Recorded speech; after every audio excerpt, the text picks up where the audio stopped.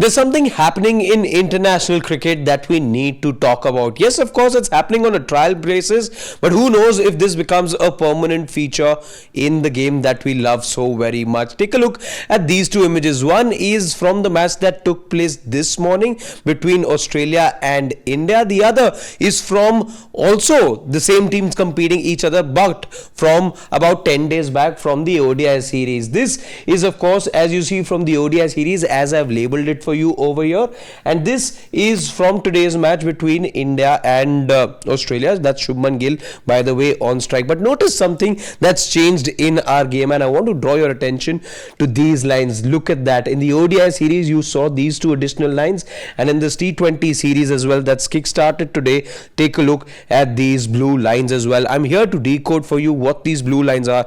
By the way, make no mistake, these are not your wide lines. Of course, they can't be so close to the batter. Here is this is where your wide lines or the wide marker is. That's reflective over there as well in the ODI series, and that's the wide line here in your T20 series. But I'm here to talk about these lines, the ones in between which you see the two batters. So let's go ahead and tell you all that you need to know about these lines. To begin with, these lines have two purposes. The first purpose is for it to be a marker for the danger zone. Remember, the danger zone, it's that protected area on which the fielders can't be there, bowlers cannot be walking on that particular area. It's the area between the two stumps. That particular corridor I'm talking about, it runs right from the batter's end all the way to the bowler's end, and the batters also cannot be running in the danger zone. So for the umpires, as a guide, as a reference point, these markers have been made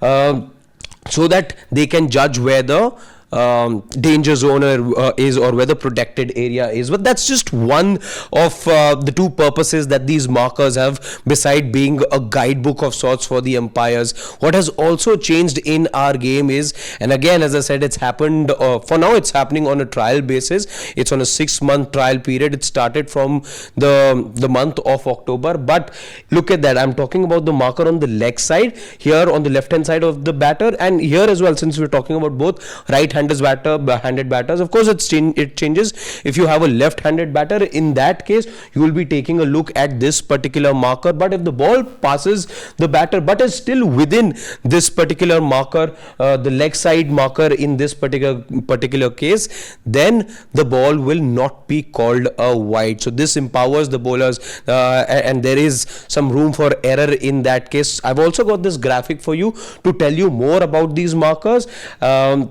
which are marked over here. There you see, these are the markers that are newly placed now, and they mark the protected area, as I just told you.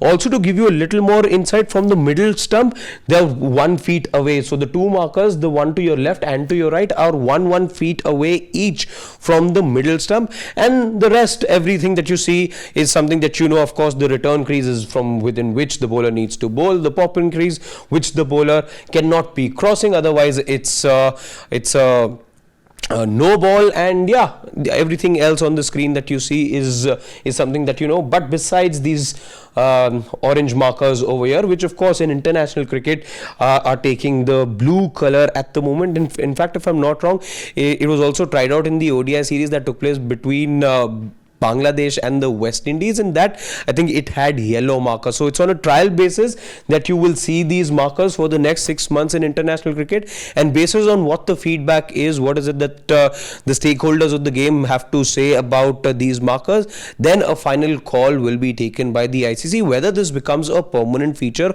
of the game or not. We hope you liked this explainer here on Sports Day. Do check out some of the other videos that we've done, and don't forget to subscribe if you enjoy our content.